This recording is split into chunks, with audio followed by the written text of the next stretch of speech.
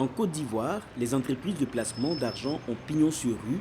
C'est le cas de la société monevia.com, récemment épinglée par l'État. Comme elle, toutes les entreprises d'agrobusiness ont été fermées au grand désarroi des souscripteurs comme Alima qui ne décolère pas malgré son calme apparent. Elle décide de dire son ras-le-bol sous couvert d'anonymat.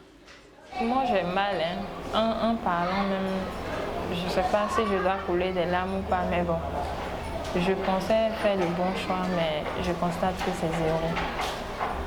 Parce que le peu même que j'avais, si je le savais, je pouvais prendre pour faire mon activité. Tout doucement, ça allait me rapporter un peu plus. Mais je constate que c'est de la merde. J'ai décidé de m'investir dans l'agro-business et puis bon, ils ont tout foutu en l'air. Au départ, c'était bien beau. On nous demandait de venir investir. Certes, tu donnes de l'argent. Le petit même que tu donnes, tu auras beaucoup. On est parti, oui. Précisément, c'était tellement difficile pour moi d'obtenir les 825 000, mais j'ai dévoué d'efforts pour pouvoir le faire. Mais je suis partie, mais bon, j'ai donné dans l'espoir, dans l'attente même d'obtenir quelque chose de meilleur, quelque chose de bien. Je me disais, ah vraiment, même si ça ne sera pas la fin de mes soucis, en tout cas, une toute petite partie était déjà faite.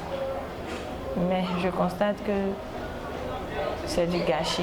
Je pensais que c'était un truc facile, mais je constate que bon, c'est de l'arnaque. En tout cas, ils se sont foutus de nous, c'est clair. À Abidjan, le placement d'argent est un phénomène récurrent qui revient tous les 5 ans ou presque, mais sous diverses formes. Cette fois-ci, c'est le monde agricole qui a servi d'appât pour attirer le plus grand nombre d'adhérents. Ces entreprises d'agrobusiness ont utilisé des produits comme la pomme de terre, la tomate, le gombo ou encore le piment pour inviter les Ivoiriens à un investissement massif sur des hectares de terres cultivables qui, selon l'État ivoirien, n'ont jamais existé. D'où la thèse de l'arnaque brandie par les autorités gouvernementales.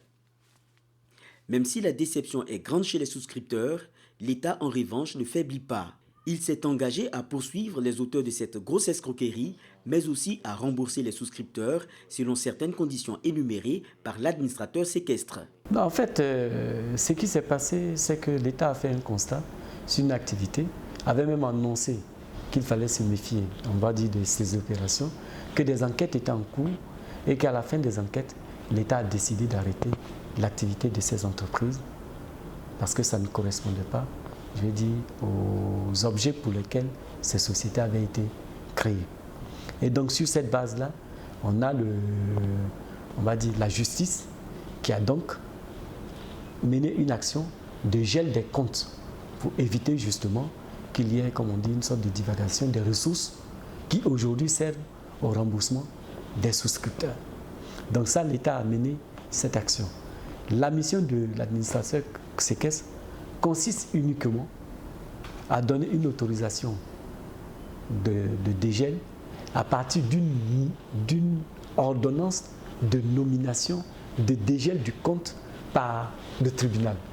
Donc en fait, je ne fais qu'exécuter une décision du tribunal en tant qu'administrateur séquestre.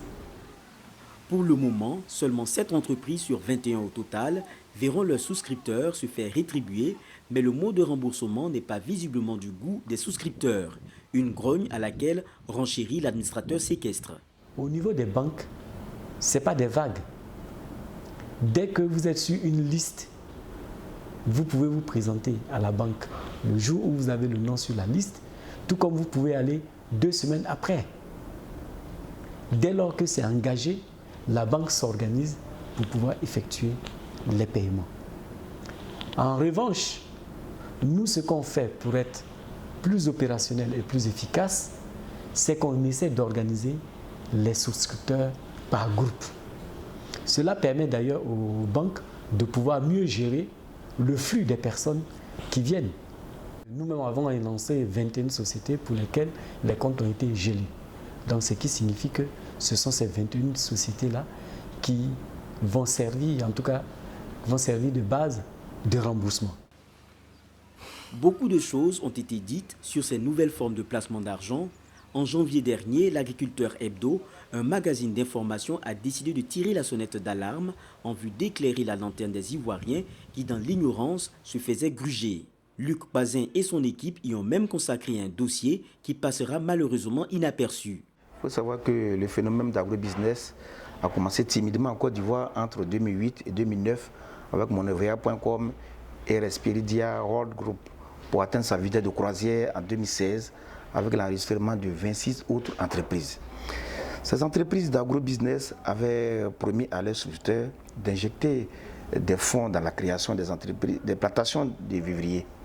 Ils promettaient évidemment des retours sur investissement de 300 000% dans un délai allant de 3 à 6 mois. Beaucoup de distributeurs ivoiriens sont tombés dans les filets.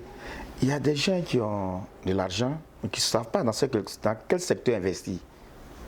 Et quand ils vous ont dit tout à l'heure qu'ils promettaient un retour sur investissement de 300 000%, vous savez que vous voyez sur la liste, il y a des personnalités de ce pays qui ont investi de nos millions dans ce domaine, plusieurs millions dans ce domaine. Vous voyez, quand j'ai investi, il sait que je dois investir 100 000 francs pour récolter 3 millions de francs. Mais écoutez, je n'hésite pas, je ne réfléchis plus. Quand vous prenez les chiffres, quand vous calculez combien, avec les calculs à l'appui, c'est un leurre. C'est un leurre. Aujourd'hui, sur quelle base on décide de vous donner 300 000%?